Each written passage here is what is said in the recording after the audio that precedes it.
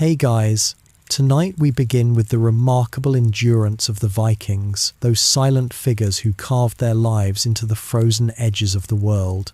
For centuries, we've imagined them as fierce warriors, their breath turning to ice beneath northern skies.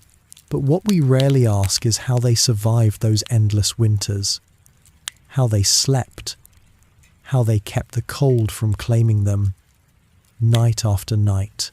Recent discoveries hint at strange rituals, ingenious methods, and quiet superstitions, the kind that blur the line between survival and belief. Some of what they did to stay warm still puzzles historians today. So, before you get comfortable, take a moment to like the video and subscribe, but only if you genuinely enjoy what I do here. And let me know in the comments where you're tuning in from, and what time it is for you. It's always fascinating to see who's joining us from around the world. Now, dim the lights, maybe turn on a fan for that soft background hum, and let's ease into tonight's journey together, back to the frozen north, where warmth was sacred and silence was survival. The north does not rush its winters. It allows them to arrive slowly, with a kind of quiet authority, as if the earth itself decides one night to draw a heavy blanket across the world and say no more light for a while. For the Vikings, winter was not a season that merely passed through. It was a living, patient thing that came to stay. The sun sank lower each day until it seemed too weary to climb at all, and soon there were weeks when it barely touched the horizon before retreating again into darkness. The snow came next, at first soft and uncertain, then relentless layers upon layers until the ground vanished and even the familiar paths between homes were erased. The world turned pale and soundless. Only the wind moved freely now, dragging across the fjords and whispering through the narrow cracks of wooden doors. People learned to listen to its moods, to know when it carried snow, when it carried warning, or when it simply roamed without purpose. Inside the longhouses, life contracted into a smaller circle of survival. The cold pressed against the walls, as if testing the strength of the living, always searching for a way in. The air smelled of smoke, wet wool, and the slow burn of pine logs. Every breath condensed in the dim light, and every sound a cough, a creaking bench. The soft shifting of furs felt strangely magnified in the quiet.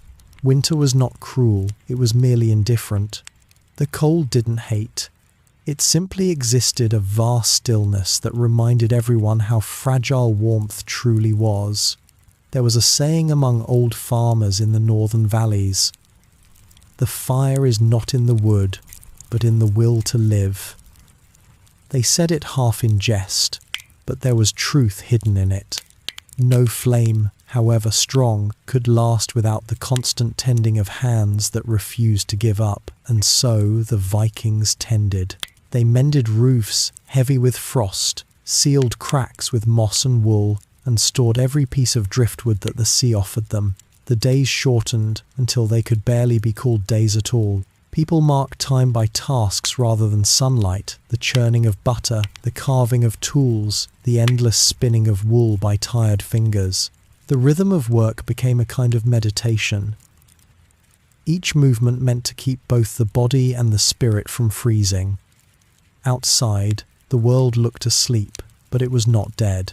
The trees groaned under snow, ice crawled along the edges of rivers, and sometimes, if one stood very still, there came a strange, low sound, a hum, distant and deep, as though the earth itself were singing in its sleep.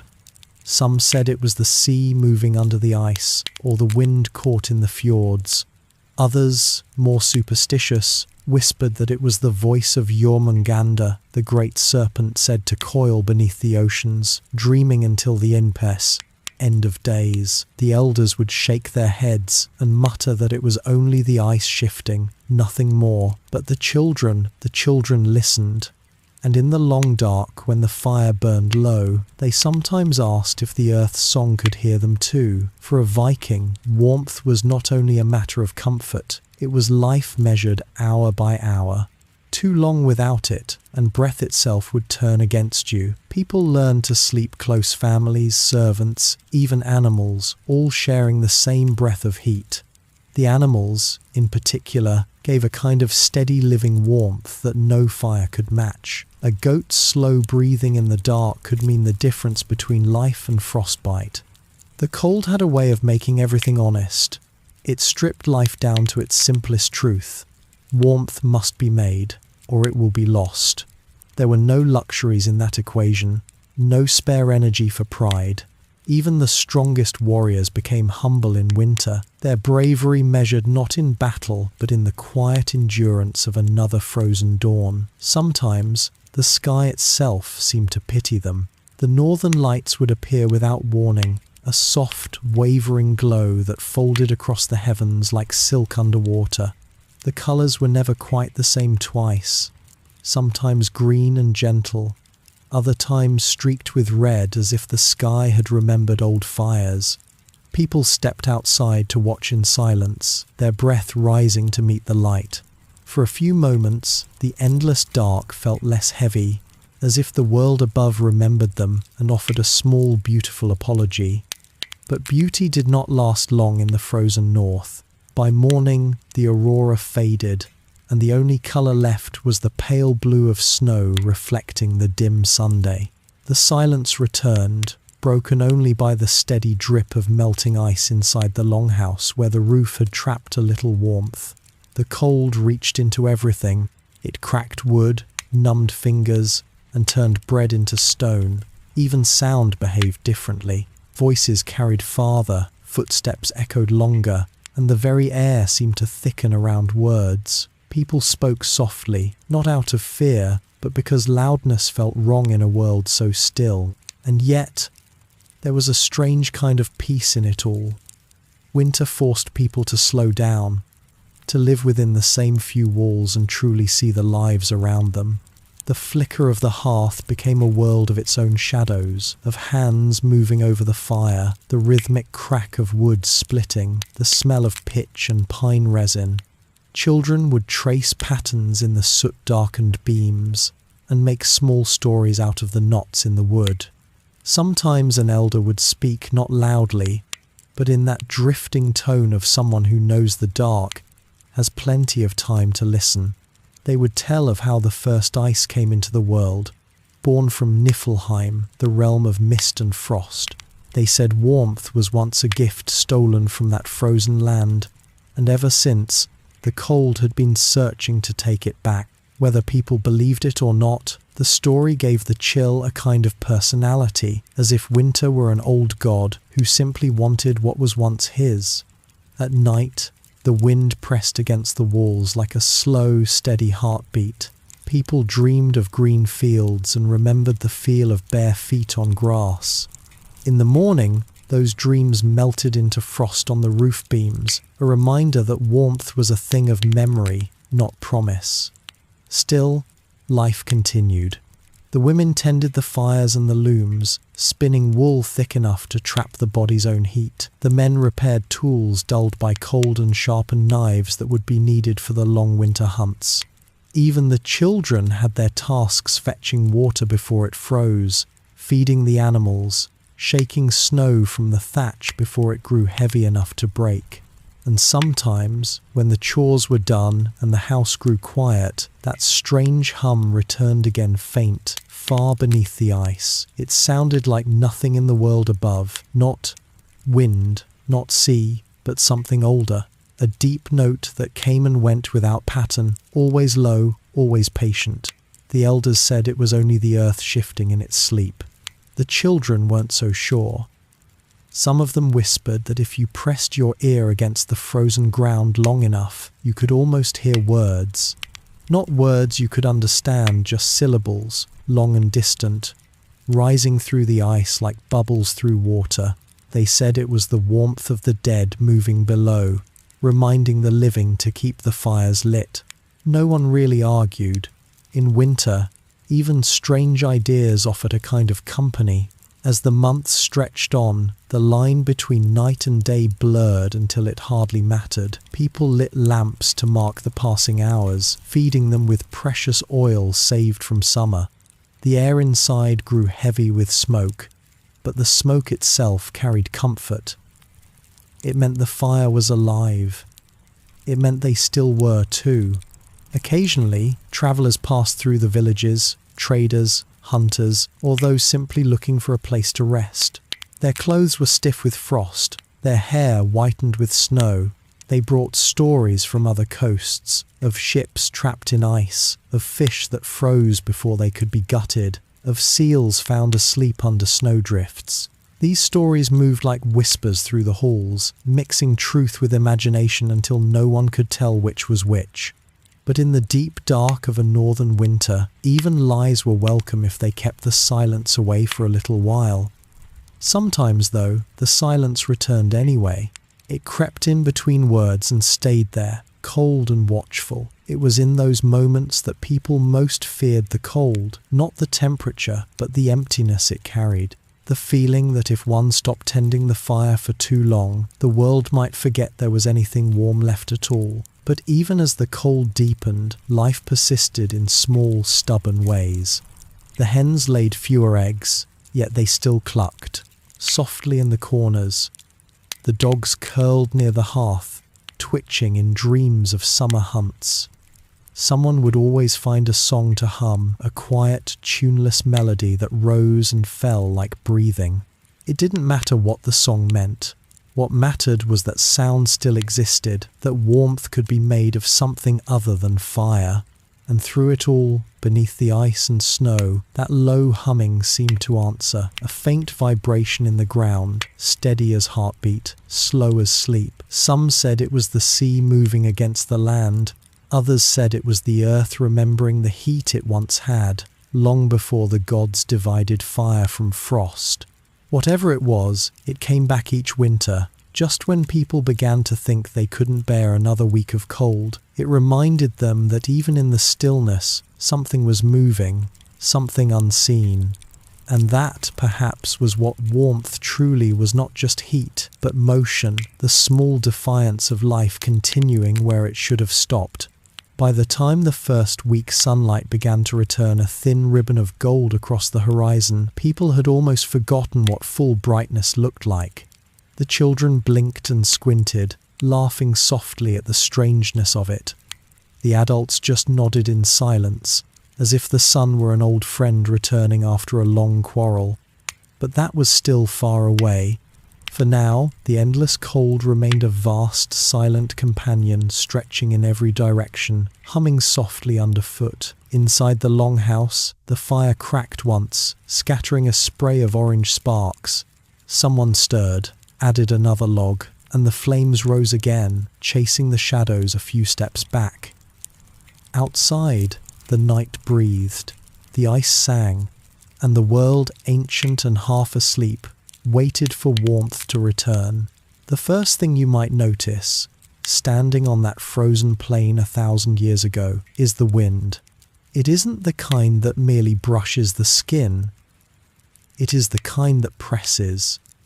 It leans against the world like an invisible hand, moving the grass, bending the frost, whispering through the edges of the land itself. It was this wind that shaped how the Vikings built their homes. Every wall, every roof, every entrance was an answer to that endless push from the north. Imagine a small settlement, half buried in snow and silence. From a distance, it looks like the earth itself has risen into soft humps, scattered with smoke. These are not grand halls of kings or bright painted houses. These are homes built low and quiet, dug deep into the ground to hide from the cold. The people who built them were not trying to be seen.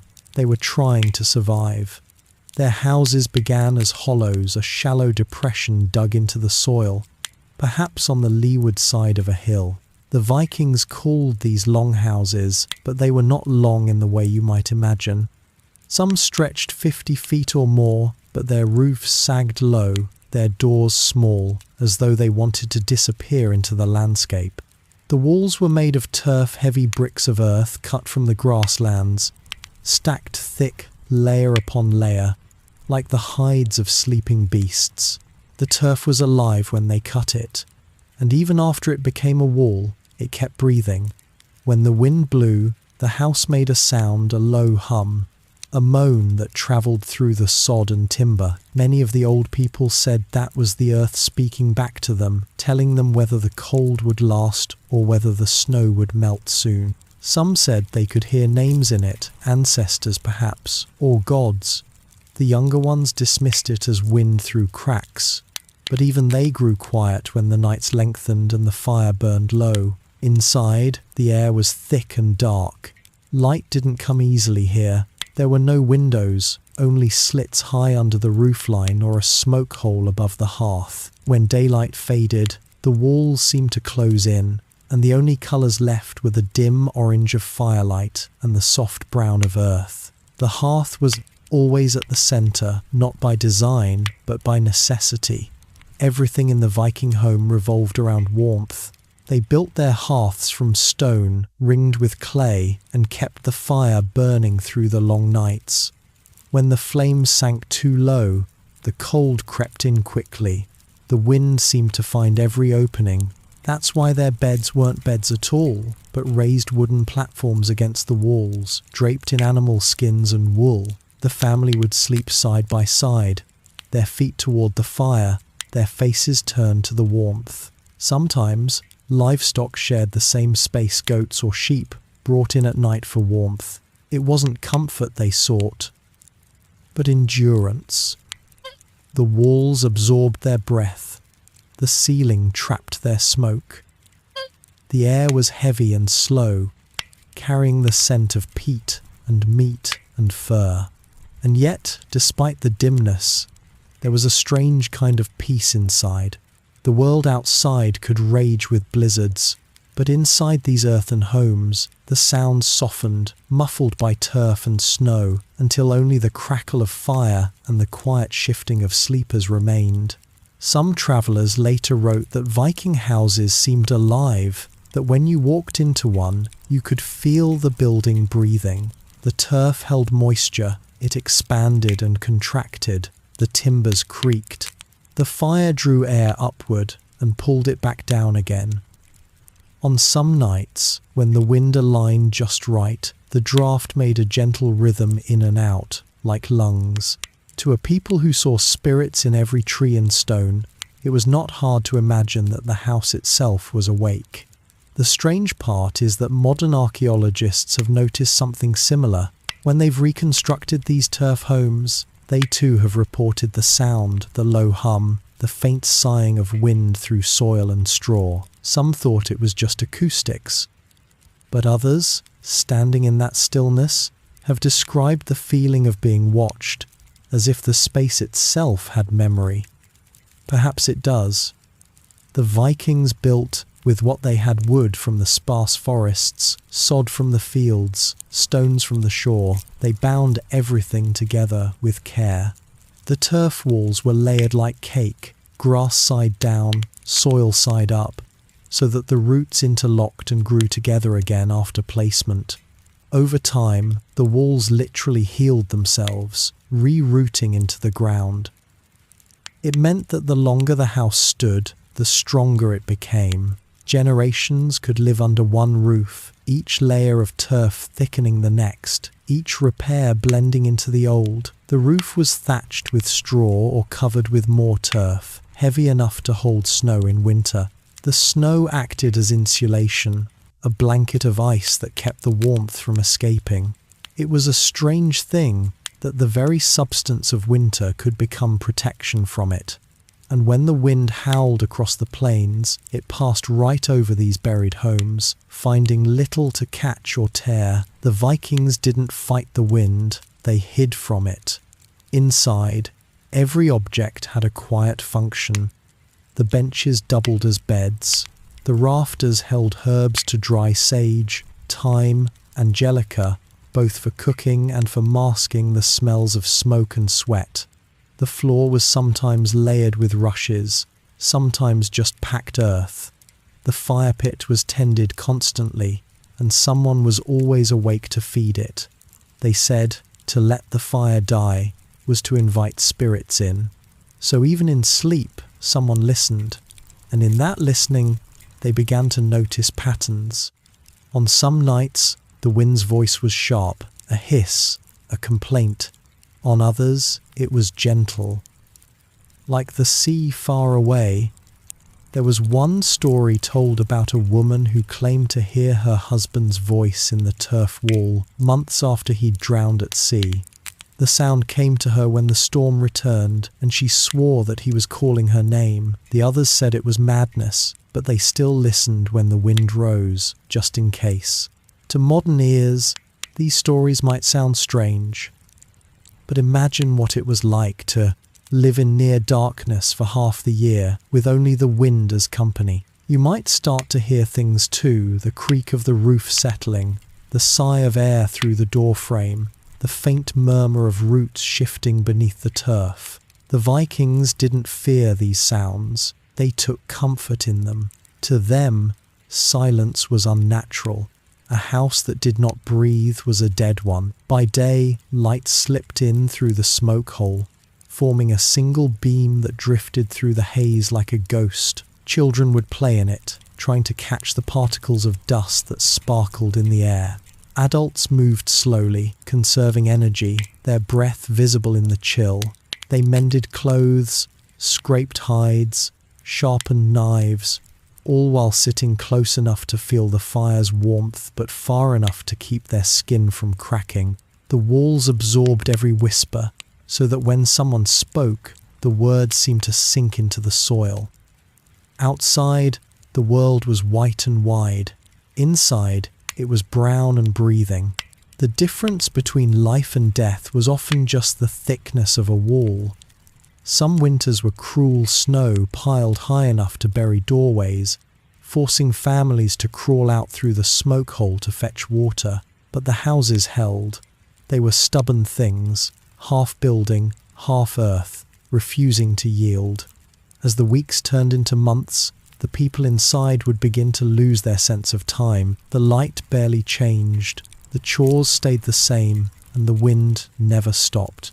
Some of the older folk said that the wind carried memories that, when you built your home from the soil of your ancestors' land, their voices came with it. So they spoke softly, never in anger, for fear of waking the wrong spirits. Sometimes, travellers passing by these settlements would say they could hear faint singing from beneath the snow. Not human voices, but a kind of low harmony, as if the houses themselves were humming together. Perhaps it was the air moving through chimneys, or perhaps it was imagination born of exhaustion. Either way, those who stayed the night said they dreamed differently inside those walls, heavier, deeper, as though the earth itself was pulling them closer. When spring finally came, the snow melted from the roofs first. The grass on top would start to grow again, turning the houses green. From a distance, the settlement looked alive, as if the ground had sprouted small breathing hills. The Vikings saw this as a good omen, a sign that their homes were part of the living world, not separate from it. In that way, these houses were more than shelter. They were companions, steady, breathing things that watched over their people through every storm. Even now, the remains of those turf homes still exist in Iceland, in Norway, in the Faroe Islands. If you step into one, the air feels close and ancient. You can still smell the smoke in the stones. If you listen long enough, you might hear the faint sound of wind moving through the walls, that same hum that made them believe the earth was speaking.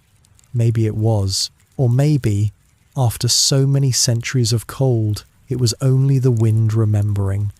There is a kind of silence that only exists before dawn, the kind that makes even the air feel unsure of itself. In the Viking world, that silence was never truly complete, because deep inside every house, the fire was still breathing. The flame was not just warmth, it was a heartbeat, a slow pulse that marked the rhythm of survival.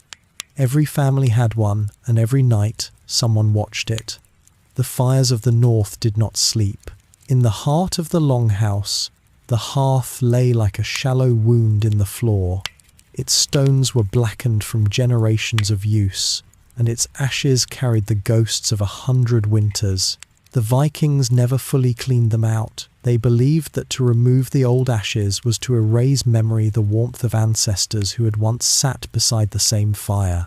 So, each season, the new flame rose from the remains of the old. The hearth became a kind of family tree, each ember tracing back to someone who had once tended it. They burned whatever the land would allow: driftwood, peat, dried seaweed, even bones. The forests were sparse in many northern lands, so wood was a luxury, not a guarantee.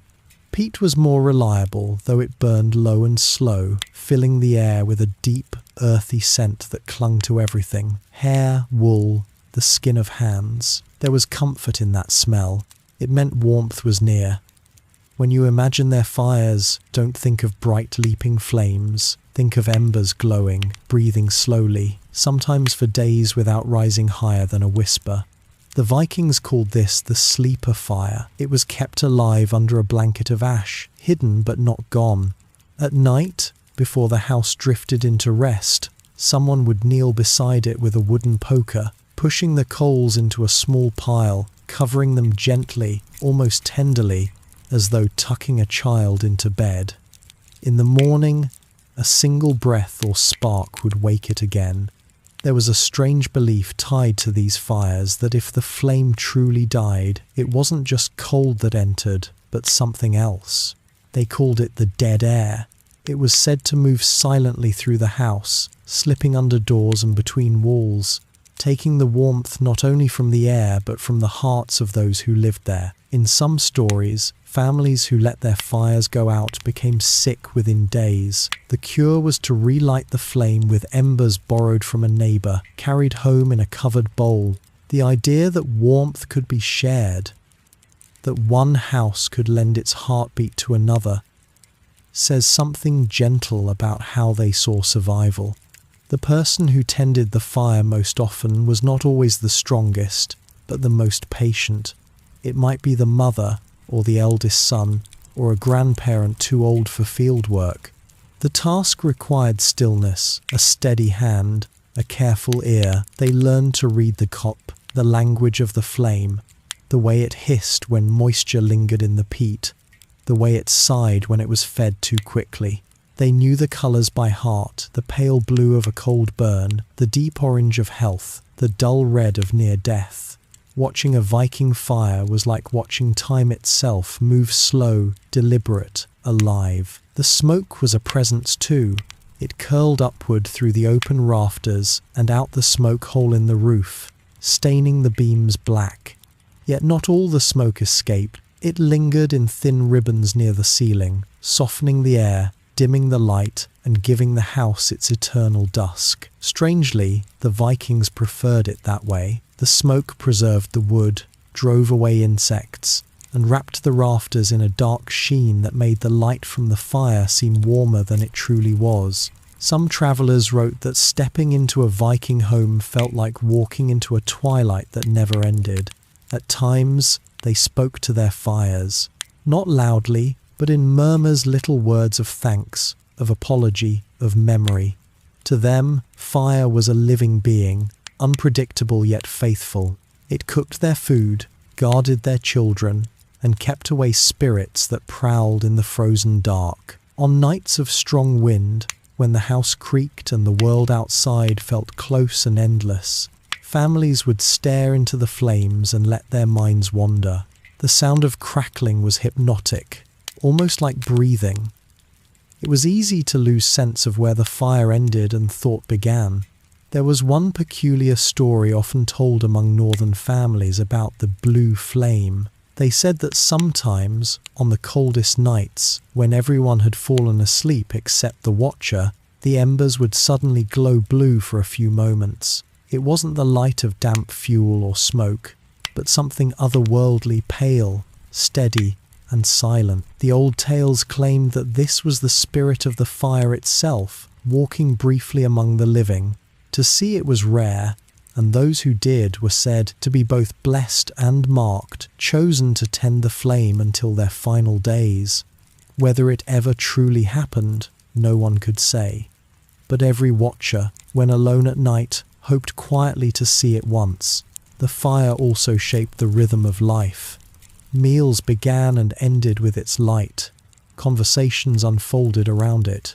Children learned stories beside it, tracing shapes in the ashes with small fingers.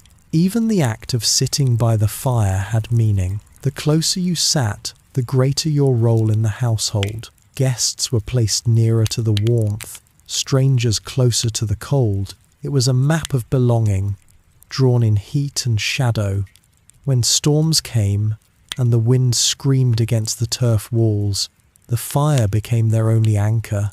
Outside, the world dissolved into noise, but inside, the flame's slow, steady sound, that soft ticking of wood and peat, was a reminder that the world could still be tamed, even for a night. People would lean in closer, their faces flickering orange and gold, and speak of things they rarely spoke of when the weather was kind: lost voyages, old loves, dreams that never came true. Firelight made truth easier to share.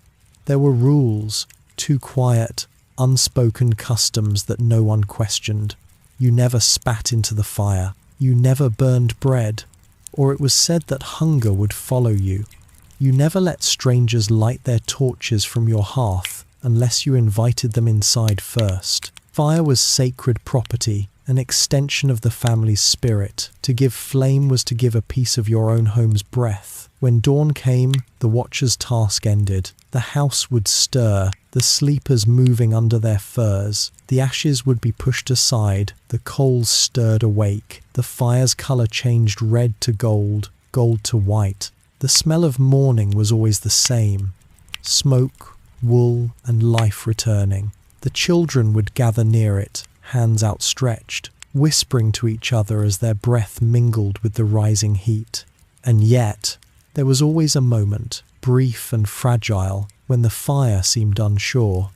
Between the last of the night and the first of the day, it wavered as though deciding whether to stay or go. The watcher would blow gently, coaxing it to stay, eyes reflecting its glow. That breath, small, human, and ordinary, was often the difference between warmth and cold, between memory and emptiness. It was a ritual performed countless times, by countless hands, across centuries. And though the names and faces are gone, the gesture remains the same. One breath, one spark, one flame that refuses to sleep. Even now, when archaeologists unearth Viking hearths, they find the layers of ash, centuries upon centuries of fine grey dust.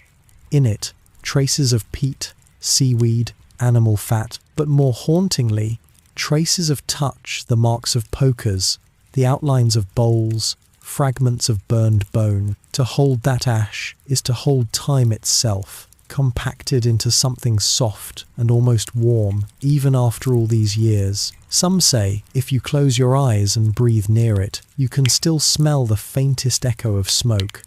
It's strange to think that warmth leaves an imprint, that something as fleeting as a flame could mark the world so deeply. But perhaps that's what the Vikings understood better than most, that to live in the frozen north, you had to build your life around small, persistent lights. You couldn't command the sun, or the seasons, or the sea, but you could keep one ember alive, night after night, and let it remind you that even in the longest darkness, something could endure. In the end, their fires were not just tools or comforts. They were companions, restless, loyal, and alive. They carried memory through the cold, whispered stories to the wind, and gave warmth to the bones of the living and the dead alike. And though the world has long since changed, somewhere in those northern fields, beneath layers of soil and frost, the ash of 1,000 sleepless fires still rests, waiting, quietly, for breath. Long before the day began, before the faintest light of morning reached the rim of the northern sky, the sound of thread moving through fingers filled the quiet. It was a slow rhythm, the whisper of wool, the faint creak of a loom, the steady breath of someone at work. In the Viking world, clothing was not fashion, it was survival, shaped by necessity and patience. Every stitch was a small defiance against the cold that never truly left. Wool was their first defense, and their most faithful companion. The sheep of the north were small and hardy, their coats thick with layers of coarse and fine fibres. When sheared, the wool was heavy and greasy, smelling faintly of smoke and salt. The Vikings did not waste this lanolin. It helped make their clothes almost waterproof, turning away snow and sleet like oil on stone.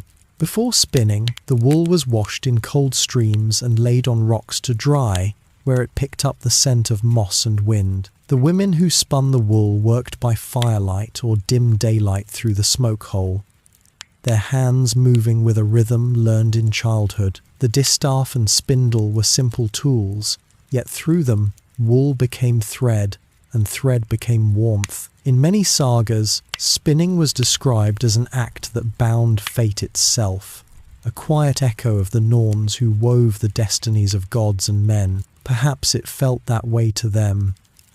Each line of fibre, a thread of life, stretched between survival and the cold waiting beyond the walls. Once the thread was ready, it was woven on great upright looms, often taller than a person. The sound of the loom was steady, meditative, a hollow thump and a soft swish, like a slow heartbeat filling the room. The warp threads hung like rain, the weft passed through them, and cloth emerged, inch by inch, from a pattern only the weaver could see. Time dissolved into the sound. The fabric might take weeks, even months to complete, but there was no rush. In the north, patience was the only currency that mattered. When the cloth came off the loom, it was heavy, rough, and full of life. It smelled of the home it was made in, of smoke, earth, and the faint sweetness of stored grain. Then came the dyeing, a ritual of colour born from the landscape itself. They used what the land offered, the golden brown of birch bark, the deep green of nettle, the rusty red of madder root, and the haunting blue of woad. The blue was the most prized, though also the strangest. To make it, the fabric had to soak in a pungent mixture of fermented leaves and urine, a smell so strong it lingered in the air for days. Yet, when the cloth was lifted from the vat, it came alive, with colour a pale, otherworldly blue that deepened as it met the air. The Vikings called it the colour of frost and spirit. Their clothes were layered like their homes, protection built upon protection. A linen shirt or tunic came first, soft and thin, made from flax harvested in the short summer.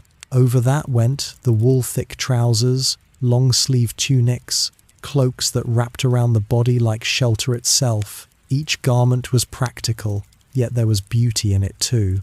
The seams were stitched with care, the edges bound with tablet-woven trim narrow bands of patterned thread that held the fabric strong and added colour to the monotony of winter. The cloaks were fastened with brooches, not simple pins, but heavy, intricate pieces of metal, shaped like spirals or beasts, each one carrying meaning. Some were forged from bronze, others from silver. When light struck them, they caught it like a spark, a reminder of the sun that hid for months. A cloak pinned at the shoulder could be drawn up around the face in storms, or spread out to sleep upon. It was garment, blanket, and memory all at once. There was a strange superstition about these cloaks that they carried the warmth of their first owner. A cloak given away or stolen was believed to bring dreams of the person it once belonged to. Some even said the warmth within the fabric could not truly fade, that it remembered the body it once covered. It is easy to see why they might have thought this. Wool, after all, holds the scent of smoke, sweat, and salt for years. When passed down through generations, it was as if a fragment of the ancestor's breath still lingered in the folds. Even the poorest Vikings had some form of fur, not for decoration, but for endurance. Reindeer, fox, seal, even bear, each had a different use. Reindeer hides lined beds and cloaks. Seal skins were turned into mittens, smooth and almost water-resistant. Bear fur, though rare, was worn by warriors who believed it carried the creature's spirit, though in the quiet dark of winter, that spirit might not always be welcome. Some claim to hear breathing sounds from furs hung to dry, the echo of the animal's last sigh. The children's clothes were smaller echoes of the adults' tiny tunics. Hand-me-down cloaks, they were often patched, stitched with mismatched colours, but they held warmth better than anything new. Mothers would rub grease or fish oil into the fabric to keep out snow, and though it left a strong smell, the scent became part of life itself. It meant safety. It meant the difference between cold fingers and frostbite, between waking and not waking. Clothing in the Viking world was rarely discarded. When garments grew too thin, they were unravelled, rewoven, turned into smaller pieces, belts, gloves, patches. Every scrap found another life. Even rags were stuffed into shoes or wrapped around wrists for warmth. This was not poverty, it was respect. Nothing made by hand was ever truly useless. Each thread had been touched, spun, and prayed over. To throw it away would be to waste not just wool, but time, the most precious of all things in the north. In the evenings, families gathered by the fire to repair their clothes. Needles of bone and bronze clicked, softly, moving through the cloth. The light from the fire danced over their hands, glinting off thimbles and brooches. Sometimes, stories were told while they worked of gods who disguised themselves as travellers in ragged cloaks, or spirits who wove invisible garments of fog and moonlight. These stories blurred the line between myth and labour, turning the simple act of sewing into something sacred. A curious belief lingered among some families that the act of weaving could trap a person's dreams. They said that if a weaver worked late into the night, the threads might catch the sound of her thoughts, the echo of her hopes, even the shape of her fears. When the fabric was worn, those who listened closely could sometimes hear whispers from it, faint and half-formed, like wind across linen. It is hard to say if anyone truly believed this, but the thought itself shows how deeply they felt the connection between what was made and who made it. The colour of one's clothing also told quiet stories. Bright colours, reds, blues, greens spoke of wealth, not vanity. The dyes were costly and time-consuming. A bright red cloak might mean a successful trader, a dull brown tunic, a farmer or fisherman, but in the dim light of a winter home, all colours softened into the same muted warmth. In the flicker of firelight, even the simplest garment seemed to shimmer like metal. For travel, they wrapped themselves in layers, thick wool, cloaks, mittens, and hoods lined with fur.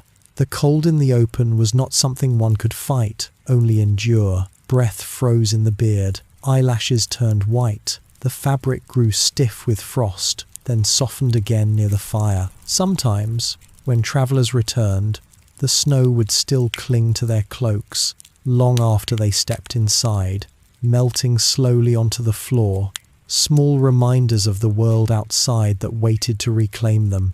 Archaeologists who've unearthed fragments of these clothes find them remarkably preserved. Scraps of wool still coloured by ancient dyes, seams still visible where hands once worked. Some pieces, when examined closely, show fingerprints pressed faintly into the fabric, left by the spinner or dyer 1,000 years ago. It is strange to think that even through centuries of soil and decay, the trace of touch remains. Perhaps that is what all these garments were, layers of touch, held together by patience and hope. If you were to hold one of those cloaks now, it would feel heavier than you expect, not just with the weight of wool, but with the weight of time. You might still smell faint traces of smoke, or salt, or something older, a scent like distance. The threads would be uneven, but strong, as though they'd learned how to hold together against the world's pulling. The Vikings did not have the luxury of choice in what they wore. Yet in their endurance, they created beauty without meaning to a quiet beauty born of purpose. Their clothes were not symbols of wealth or vanity, but of the will to live through another season. And when the storms raged outside and the fires whispered within, the layers of wool and fur were not just garments. They were promises. Promises that life could continue, that warmth could be carried, that the world, even in its harshest moments, could still be met with something made by human hands.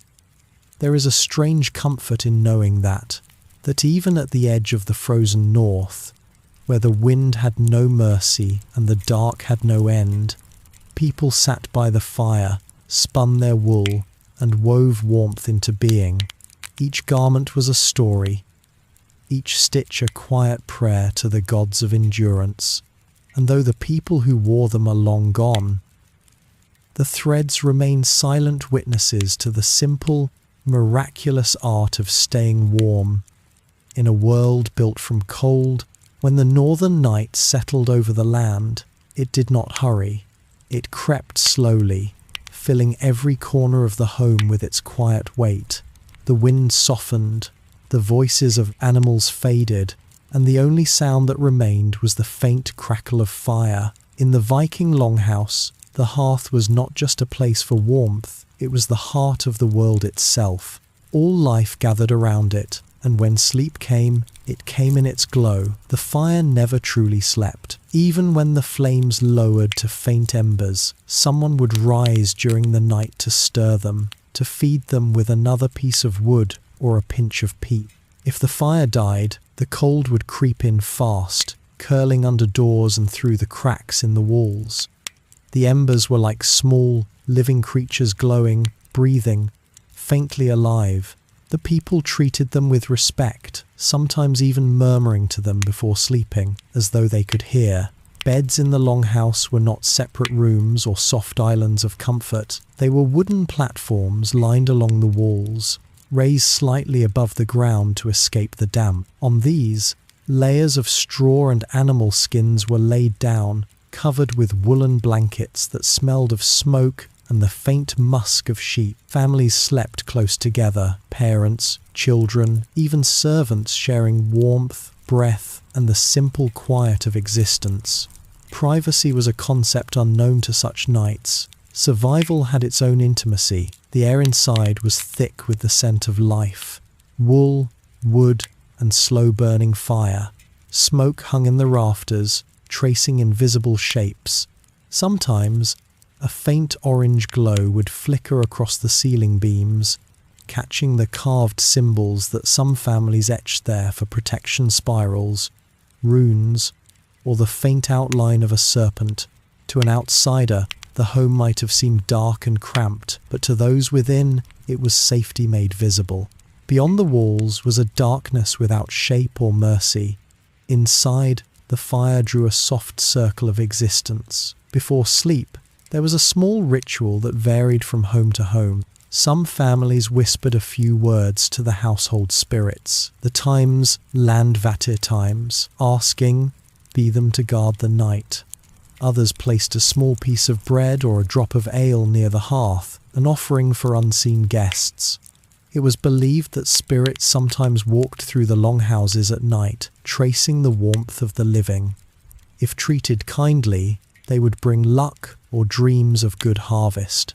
If neglected, they might sit upon a sleeper's chest, pressing down like the weight of frost. Many people in the north spoke of dreams differently than we do now. Dreams were not simply the mind's wanderings. They were visitors, guests from other realms. A dream might come from the gods, or from a relative long gone, or even from something older that lived beyond the forests. The warmth of the hearth was said to attract them, for spirits loved heat as much as humans did. There were stories of those who woke in the night to see a shadow seated beside the fire, motionless, its face unreadable. In the morning, they would find that someone far away had died, as though the shadow had come to bring the news. Children, wrapped tightly in wool, often slept with small objects near their hands, smooth stones, carved beads, bits of bone shaped like animals. These were charms, small tokens meant to keep bad dreams away. Sometimes, the charms were heated near the fire before being placed beside them, as though warmth itself could carry protection. The children rarely feared the dark. They had grown up surrounded by it. Instead, they feared silence, the moments when even the fire seemed to listen. As the fire dimmed, the sound of breathing filled the house, slow, steady, layered. It was a chorus of life. Every rise and fall of the chest felt like a quiet victory against the night. The dogs curled at the feet of their owners, twitching in dreams of snow and scent.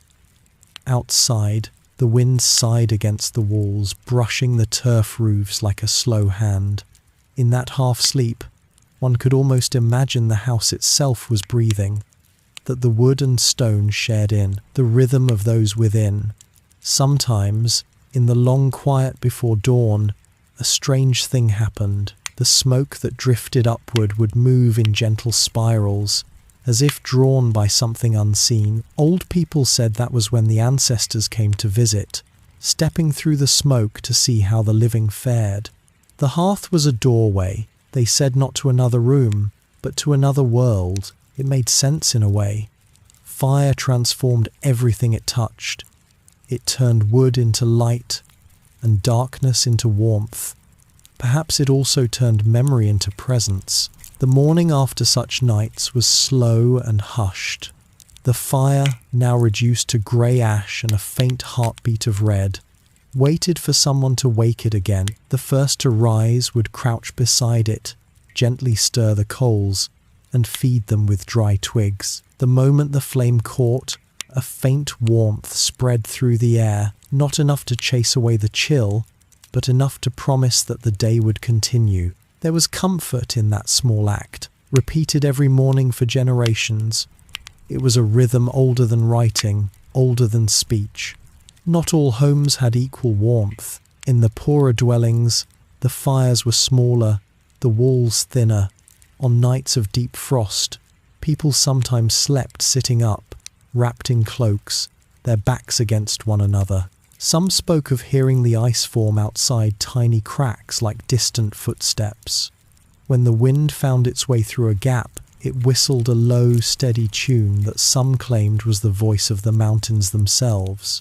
It was easy, in such moments, to understand why so many old tales spoke of the wind as alive. There were nights when the fire's light cast strange shapes on the walls, faces, animals, or figures that seemed to move just slightly when one looked away.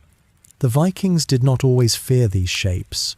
Some believed they were fragments of dreams caught in the smoke, still wandering between sleep and waking. A few even claimed that if one whispered to the flame and then watched carefully, it would answer not with words, but with movement, as if acknowledging the living. The hearth was more than warmth, it was memory. When a family member died, a small piece of ash from the fire was sometimes placed beside the grave, symbolizing that the home would remember them. In rare cases, when a new fire was built for a marriage or a new dwelling, it was lit with a coal taken from the old hearth, so that the flame itself was a continuation of the past.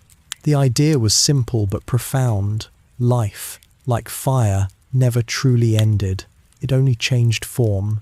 As the night deepened and sleep settled heavier, the fire burned low, a dim red pulse in the dark. The last waking thoughts were often of small things, the feel of rough wool against the skin, the faint smell of peat smoke, the murmur of someone turning in their sleep. In that half-dreaming state, time lost its edges. The night could have lasted an hour or 100 years. It made little difference. Within the circle of warmth, the world was suspended. If you could have stood in one of those long houses, in the deepest hour before dawn, you would have felt something that no daylight could reveal, a stillness that seemed to hold every breath of the past. The glow of the embers would flicker across sleeping faces, softening the lines of hardship, turning them almost peaceful. You might have thought the fire was watching them, keeping its silent vigil, remembering each of them long after they were gone. There is a quiet truth in that image. The hearth was their guardian, their witness, their unspoken companion.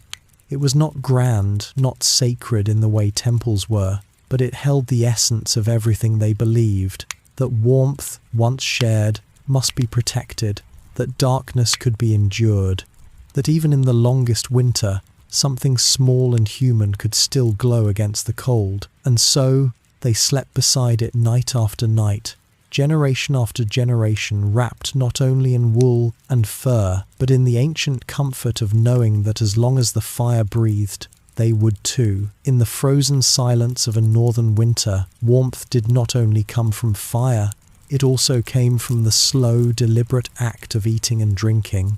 To the Vikings, every meal was a quiet defiance against the cold, a reminder that life could still be sustained when the world outside lay asleep beneath snow and ice.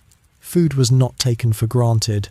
It was a fragile thread, tying them to survival and to one another. When the air outside froze breath into small clouds, the longhouse became a cocoon of soft light and muted sound. The hearth glowed, and near it, the evening meal would be prepared not quickly, but as part of the rhythm of the day. There was no rush, for there was nowhere to go. The winter was long, and meals were like rituals, unchanging and deeply familiar. Smoke, heat, and the scent of slow-boiling broth filled the space until it seemed that even the walls absorbed it. They did not eat to feast, they ate to endure.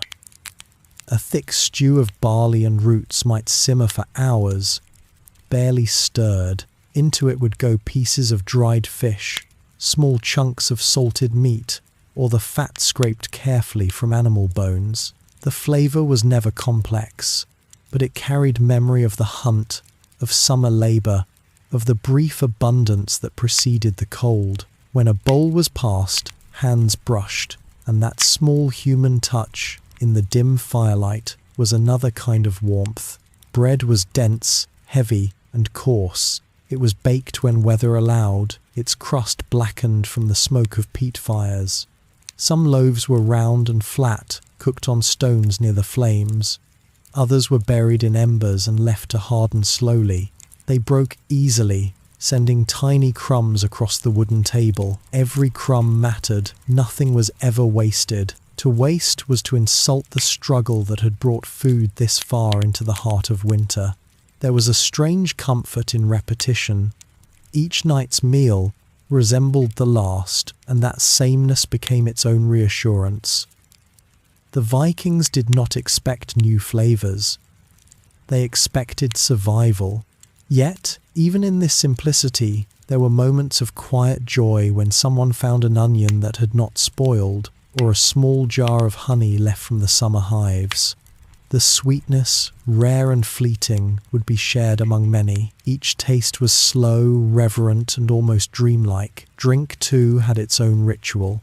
Water was not always safe or easy to find in winter, so ale and mead filled the gap. These drinks were not made for celebration, but for endurance, thick, cloudy, and faintly sweet. When warmed, they carried a scent of grain and wildflowers, and their heat spread gently through the body. A cup of mead by the fire was less a luxury and more a small act of kindness offered to oneself. It slowed the shiver in the bones, softened the harshness of breath. Children drank watered-down ale, while elders took it stronger. The young learned early. That warmth came not only from fire, but from within. The act of drinking together bound them in silence. No grand toasts, no laughter that broke the stillness, only the sound of liquid poured into wooden cups, and the low hum of conversation, soft as wind passing through pine. Sometimes, the faintest song might rise from someone near the fire, an old lullaby, sung to no one in particular, and fading before it truly began. There was a quiet strangeness to the meals of midwinter. Some claimed that on the coldest nights, when food was scarce and hunger lingered, The smell of cooking could draw unseen visitors. Spirits of the forest or the sea, curious and wordless, would come close to the walls, tasting the air. The Vikings spoke of them not with fear, but with acceptance. The world was wide and full of life beyond sight, and sharing warmth even with the invisible was part of their understanding of existence. In many homes, before the first bite was taken, a small piece of bread or a drop of broth would be placed near the fire, an offering to those same spirits, or perhaps to the ancestors whose memory never truly faded. Some said that this act made the food taste better or last longer. Others said nothing, but they continued the gesture, year after year, because breaking a tradition was like breaking the rhythm of survival itself. Cooking was often done by women, though in smaller homes, everyone helped. The tools were few iron pots, wooden spoons, simple knives. The skill was not in the tools, but in patience. Long hours of slow heat transformed the simplest ingredients into sustenance. Sometimes, when the pot boiled too vigorously, the sound would resemble quiet speech. The old people said that meant the food was alive with the memory of those who had gathered it. The meal was a conversation between the living and the earth. Outside, snow would sometimes pile high enough to cover the lower walls of the house. The doorway might need to be dug out by morning. Inside, the world shrank to the size of the fire's light. A bowl of stew, a piece of bread, a sip of ale, these became the shape of existence. People ate slowly, pausing often, not out of politeness but from instinct. The body seemed to understand that every bite was precious. Between mouthfuls, silence hung heavy, but not uncomfortably so. It was the silence of being alive. There were special foods for special times, even in hardship. During midwinter, when the days were shortest, they might roast a small animal if one was available. It was not a feast in the grand sense, but a gesture toward hope, a belief that the sun would return, and life with it. The smell of roasting meat filled the house with anticipation, and though portions were small, spirits lifted. It was less about hunger, and more about the warmth that stories and laughter brought when the food was shared. And yet, there was another kind of nourishment, one not found in pots or bowls. It came from the act of gathering, of watching one another eat, of knowing that someone else was alive beside you. The Vikings did not eat alone if they could avoid it. Even when food was scarce, it was shared. The logic was simple. One warm stomach was good, but two meant life could continue. They believed that warmth multiplied when given, and the same was true for food. After the meal, bowls were cleaned not with water, but with small scraps of bread, or with hands wiped on straw. Nothing was wasted, not even the warmth of the fire that had cooked it. The embers that remained were sometimes used to heat stones, which were then wrapped in cloth and placed near sleeping spots. The warmth of the food thus extended beyond the meal, keeping the cold from settling too deep into the night. As the household drifted toward rest, the scent of food lingered earthy, smoky, faintly sweet. In the rafters, dried herbs and fish swayed slightly in the draught. Mice rustled in the straw, searching for crumbs. Outside, the wind carried the smell of the hearth into the vast white stillness, and for a moment it was as though the whole land shared in the quiet meal. In that frozen world, food was never just fuel. It was a form of light, a flicker of defiance against the endless dark. Each meal was both a remembrance and a promise, a remembrance of the sun's warmth that had once ripened the barley, and a promise that the sun would return again. To eat, to drink, to share warmth, these were the oldest prayers the Vikings ever knew. And sometimes, as the fire dimmed and sleep began to fold the house in silence, someone might whisper an old saying into the dark, that a warm meal was a bridge across the cold, a thread from one heart to another.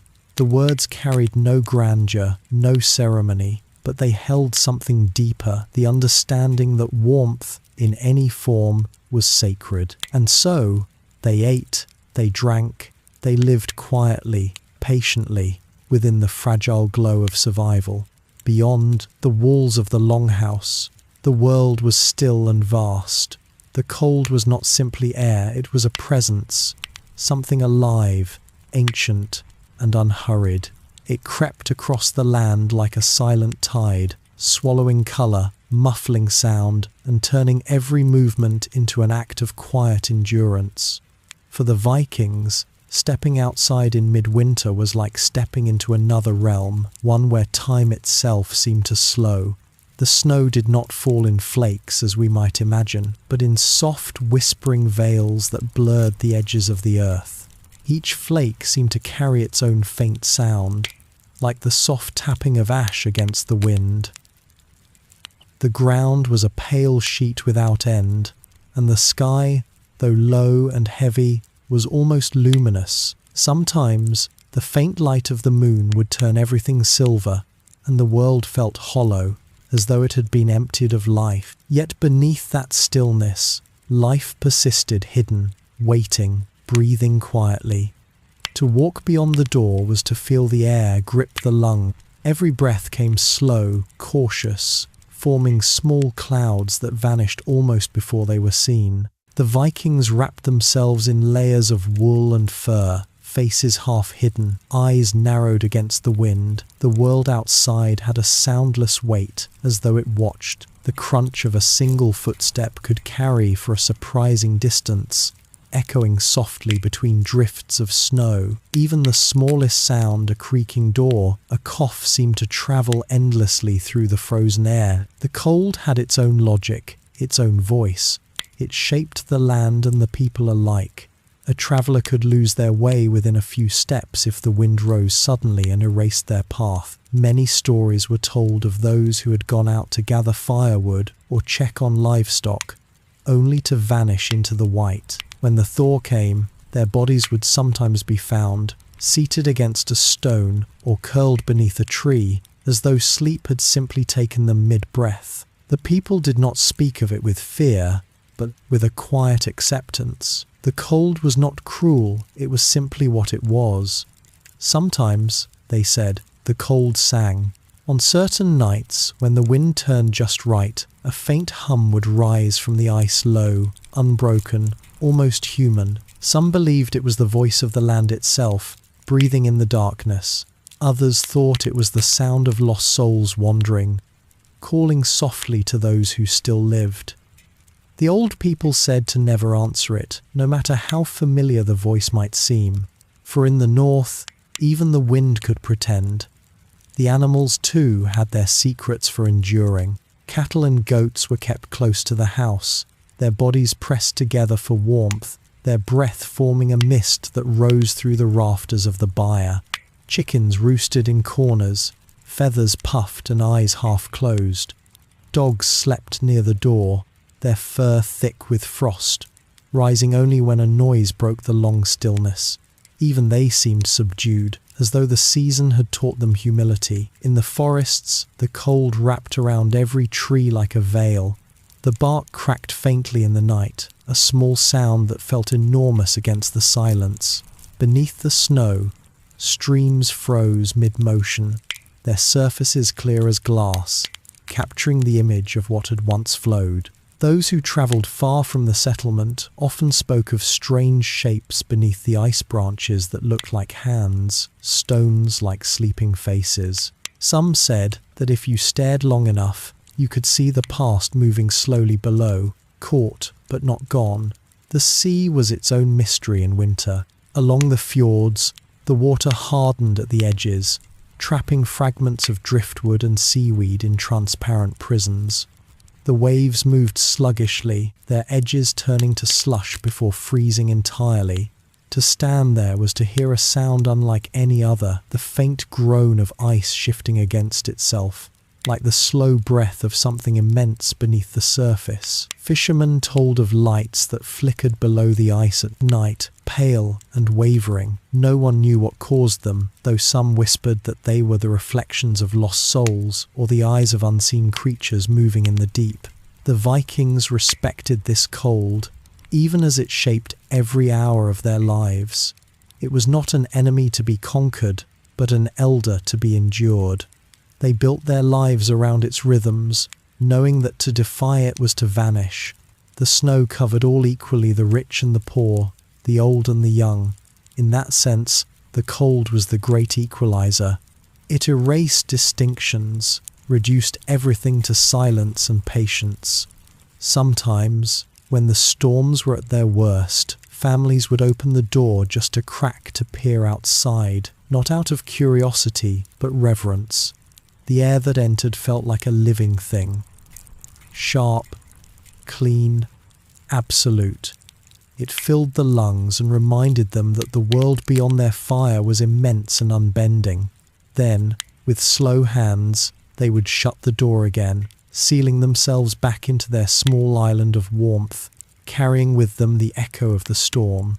The cold could play tricks on the mind. Those who wandered too long alone sometimes claimed to see shapes moving at the edge of vision, a figure watching from behind a tree, or the faint outline of someone walking beside them. When they turned, there was nothing. The elders explained it gently. The mind, when faced with endless whiteness, tried to make sense of what it saw. It invented company. Yet some swore that the figures left footprints in the snow, footprints that vanished before anyone else could see them. One tale told of a hunter who followed a trail of strange prints one evening, small and light, almost like those of a child. They led him across frozen fields and into the forest, where the trees bent low with ice. He followed until he reached a clearing, lit by the faint shimmer of northern lights. There, he found nothing, only silence and the smell of pine. When he turned back, his own tracks had disappeared. He returned home much later, pale and quiet, and never spoke of what he saw again. People said the cold had spoken to him directly. For all its harshness, there was a strange beauty to the frozen world. The way frost gathered on branches, glinting faintly in the dim light, the sound of snow falling from a roof in a slow, heavy slide. The brief moments when the sun appeared, weak and low, painting the horizon in muted gold. To live in that place was to learn that beauty did not shout, it whispered, hidden beneath layers of silence. At night, when the wind softened and the stars appeared, the world outside seemed almost holy in its stillness. The cold was so complete that it erased the boundary between body and breath, between sound and thought. Those who stepped outside for a moment before sleep often said it felt like standing at the edge of eternity, everything vast, yet perfectly still. The snow reflected the starlight so faintly that the land glowed from within, as though memory itself had frozen into light. And in that frozen world, life persisted. Beneath the snow, seeds slept. Beneath the ice, fish moved slowly, following instincts older than human memory. Beneath the fur and wool, hearts beat on, each pulse a quiet act of defiance. The Vikings did not curse the cold, they spoke to it. They learned from it. They listened. It taught them endurance, patience, humility. It taught them that warmth was not the absence of cold, but the decision to keep going despite it. Beyond the walls, the world waited. It asked nothing, offered nothing, demanded nothing. It simply was vast, silent, and eternal. And when the people closed their doors for the night, the cold remained outside, watching softly through the cracks, waiting for dawn to return and for the slow rhythm of breath to continue, as it always had. For the Vikings, the cold was not just a season, it was a spirit. It had moods, intentions, and a quiet kind of intelligence. It was something to be respected, even spoken to. The people believed that warmth and frost were not opposites. but companions that danced through the world in endless rhythm. And in that dance, if one forgot to show respect, the cold would remind them with silence, with stillness, or with a breath that never quite returned. In the long winter months, when snow sealed the land and the nights grew impossibly long, the Vikings spoke softly of things that lived within the cold. Some said the frost itself could hear. To curse the chill, or complain too loudly, was to offend the spirits that ruled it. These unseen beings were said to walk the land when the moon was thin, tall, pale figures that left no footprints. Their touch could turn breath to ice and slow the blood beneath the skin. Yet they were not evil. They simply enforced the balance of things. If a fire was left burning too bright, or if food was wasted, the frost spirits might come to remind the household of humility. The old women told stories of Froster, an ancient being who was said to dwell at the edge of the world. He was not a god, nor quite a ghost, but something older, a presence made from the first breath of winter itself. When he exhaled, the world froze. When he slept, spring returned. People said that when the air grew unnaturally still, it was because Froster had turned his gaze upon the earth, watching to see who would endure without fear. On such nights, the people made sure their hearth fires were small and steady, for too much heat could draw his notice. Some households left offerings for the cold, a few crumbs of bread placed on the doorstep, a drop of ale poured into the snow. These small gestures were not acts of superstition, but of balance. They believed that just as the fire needed tending, so too did the frost. If you gave a little to it, the winter might pass gently. If you ignored it, the cold might find a way inside, no matter how strong your walls were. Children were told that the wind carried voices of the departed, those who had died during harsh winters long ago. When the gusts howled through the cracks, it was said to be the ancestors, reminding the living to stay close to the fire and not wander too far from home. Some listened closely to the sound, believing they could hear their own names whispered within it. The elders would only nod, their eyes distant. "The cold remembers," they would say. "It never forgets who has walked through it." In the farthest reaches of the north, travellers sometimes spoke of the White Woman of the Drift. She was said to appear only when the snow fell without wind, her shape faint, almost imagined. Those who saw her described her as calm and distant, her eyes like frozen lakes. She never spoke, but if you followed her gaze, it would lead you to shelter, or, if your heart was restless, to the open wastes where no man could return. Some believed she was the spirit of winter itself, testing the patience of humankind. Others thought she was the ghost of a woman who had once waited too long for someone who never came home. The Vikings also believed that the cold could seep into the soul if one slept too far from the hearth for too many nights. They said the heart would grow heavy, thoughts slow, and dreams filled with white landscapes where no sound existed. To wake from such dreams meant survival. To remain in them was to fade quietly, without pain. When a man died peacefully in his sleep during winter, it was said the cold had gently taken him back, like a mother reclaiming a lost child. There were charms meant to keep this from happening. A strip of wool tied around the wrist, a piece of iron placed near the bed. Some whispered short prayers before sleep, asking the warmth of the ancestors to guard their breath through the night. These small rituals were not born from fear, but from understanding. The Vikings did not try to banish the cold.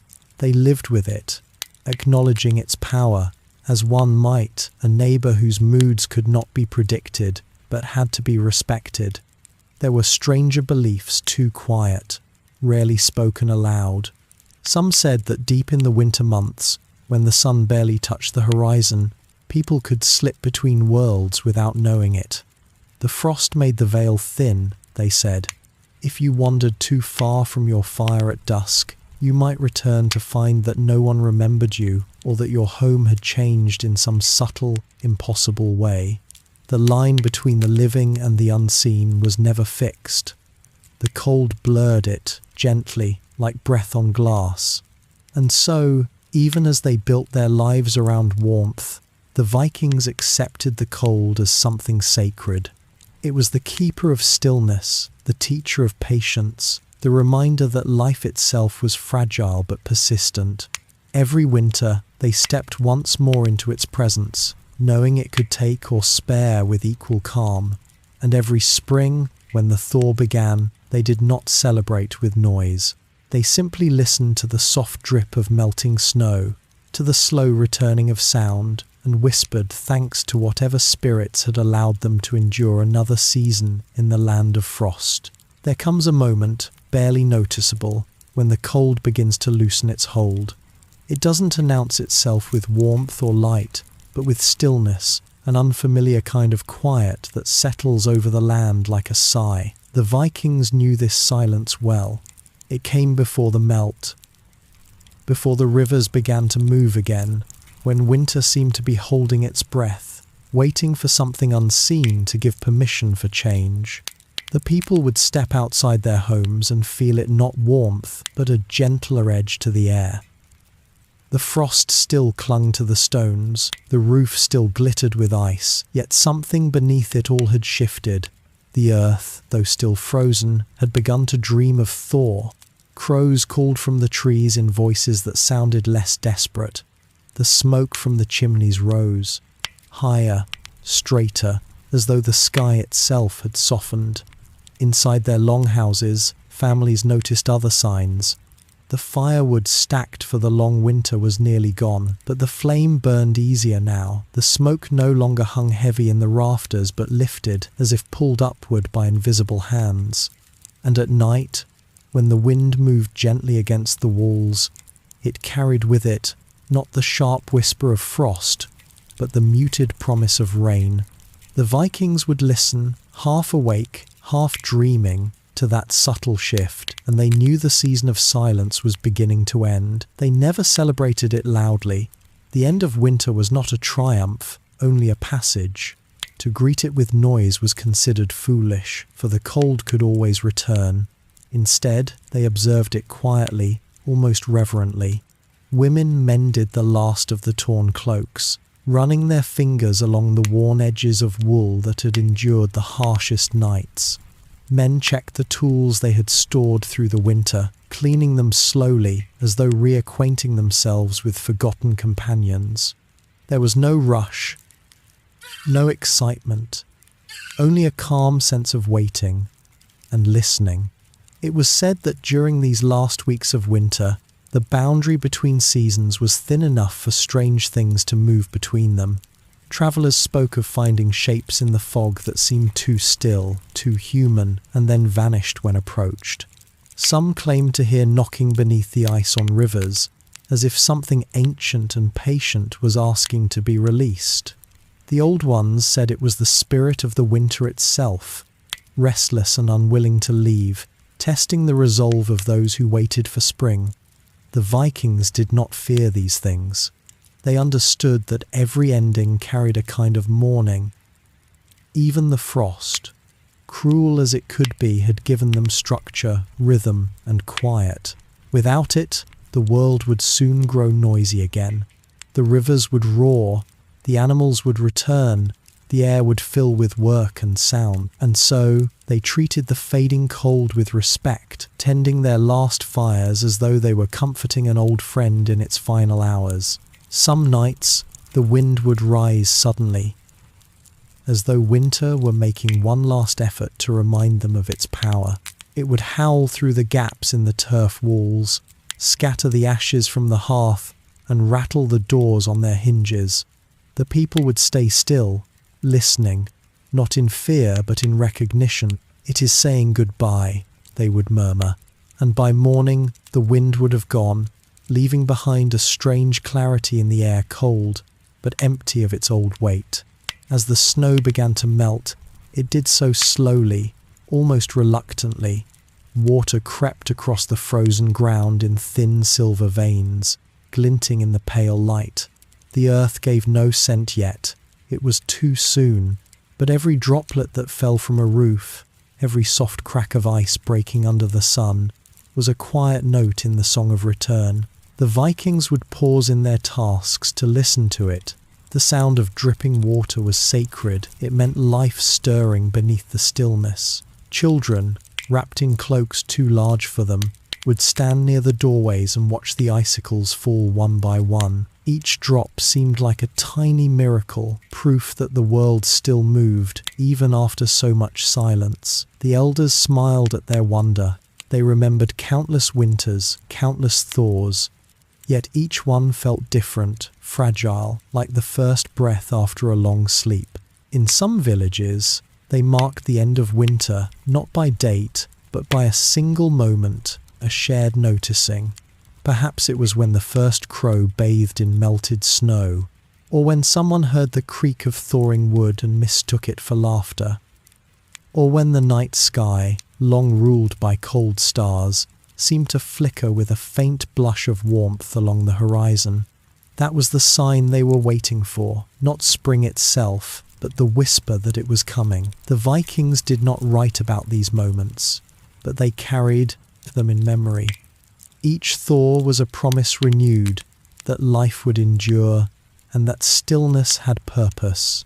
Even after months of dark, they never doubted the return of light. Yet they also never took it for granted. When the final frost melted from their doorsteps, they stepped outside, not with celebration, but with quiet gratitude. And as they looked upon the changing land, mud replacing snow, rivers awakening, fields softening, they felt both joy and loss. The cold had been their companion, their teacher in patience and endurance. Now it was leaving, vanishing as quietly as it had come. The silence that once wrapped around them began to lift, and with it the world exhaled. For a few brief days, the earth existed between seasons, neither winter nor spring, but something in between. It was a moment too delicate to name, when even the wind forgot which direction to blow. In that stillness, the Vikings would rest, knowing that soon warmth would return, work would begin, and the long rhythm of life would continue. But for now, they simply listened to the soft dripping of the melt and whispered a final farewell to the endless cold that had watched over them through the dark. For the Vikings, warmth was never just the absence of cold. It was something living, almost holy. It flickered in their hearths, clung to the wool around their shoulders, and breathed faintly in the spaces between family and flame. Warmth was not owned, it was shared, carried from one heart to another like a fragile ember that needed care to survive. In the long winters, the people learned that warmth was a choice. Every log placed upon the fire, every cloak mended, every hand extended toward another, it all meant life. The smallest act of giving heat, of sharing food, of pulling someone closer under a blanket, became something sacred. To withhold warmth was to tempt the cold spirits that lingered beyond the walls.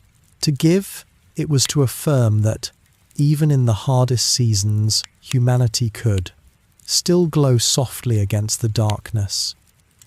Inside their longhouses, the hearth stood at the centre like a quiet Sunday. The smoke curled upward in slow spirals, painting the air in shades of gold and grey. Around it, the family gathered, their faces half-shadowed, half-lit. Each person's breath joined the warmth of the room, invisible threads weaving together in the dimness. They didn't speak much. Words weren't needed. The rhythm of the crackling wood, the hum of low voices, the slow turning of embers, all of it spoke of survival, of continuity.